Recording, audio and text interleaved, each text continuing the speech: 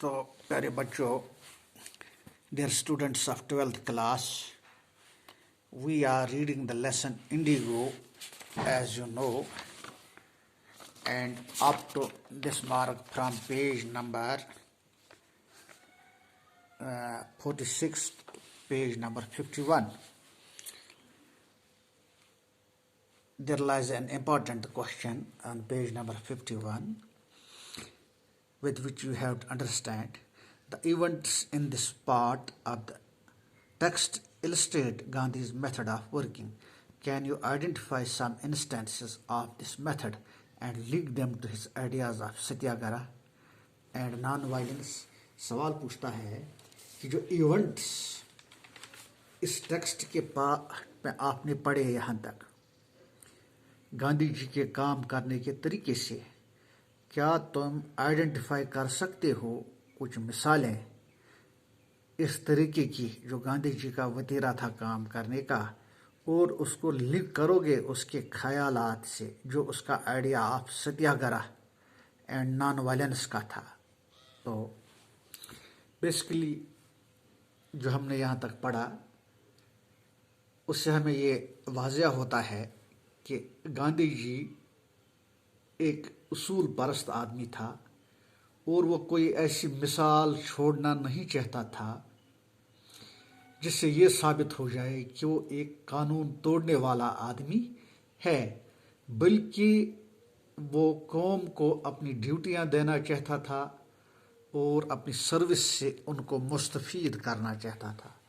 वो कानून का पासदार बनना चाहता था। तो Gandhi was asked to quit Champaran. He received the notes but wrote on it to disobey. Gandhi ji को जब चंपारण छोड़ने की नोट्स मिली तो उसने नोट्स रिसीव की, लेकिन उस पर एक नोट लिखा कि वो डिसओबे करेगा, वो चंपारण नहीं छोड़ेगा। Next day he had to appear in the court. The peasants came to know about it and the town of Muthari became crowded with peasants in the morning. They demonstrated around the court house. दूसरे दिन जब गांधी जी को court हाजिर होना था और जब किसानों को इस बात का पता चल गया तो कोर्ट का हाल लोगों की भीड़ से, किसानों की भीड़ से भर गया। सुबह सवेरे ही उन्होंने धरना दिया, डेमोन्स्ट्रेशन की around the court house. It was beginning of their liberation from the fear of the British. ये उनके लिए बरतानिया के खौफ से निकलने की आज़ादी थी, पहला मोमेंट था जो ये धरना वहाँ पे दिया गया। The authorities failed to control the situation and they sought Gandhi's cooperation to regulate the crowd. जो वहाँ पे हुकाम था वो फेल हो गए कि वो इस धरने को वहाँ पे ख़त्म कर दे, क्योंकि लॉ एंड ऑर्डर प्रॉब्लम हो जाती। लिहाजा उन्होंने सोचा कि गांधी जी ही इस मर्ज की दवा है, वही हमें इससे छुटकारा दिला सकता है।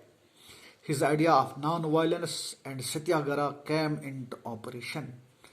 उसका जो ख्याल था, जो उसकी थ्योरी थी अदम तशद्दुद और सत्याग्रह का मतलब है ऑपरेशन एंड इन्फ्लेक्शन, हुकाम का बर्दाश्त करना ताकि वो मजबूर हो जाए उनकी डिमांडें मारने के लिए। For him the violence of conscience was above any law. उसके लिए ज़मीर की वायलेंस किसी भी कानून से बालातर थी।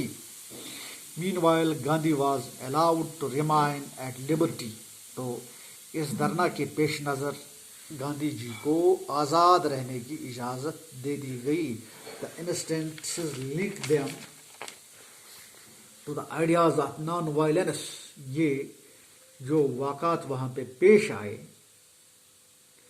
इस चीज़ को लिंक करता है ये गांधी की थ्योरी की नॉन वायलेंस से, आदमी तशद्दुद से।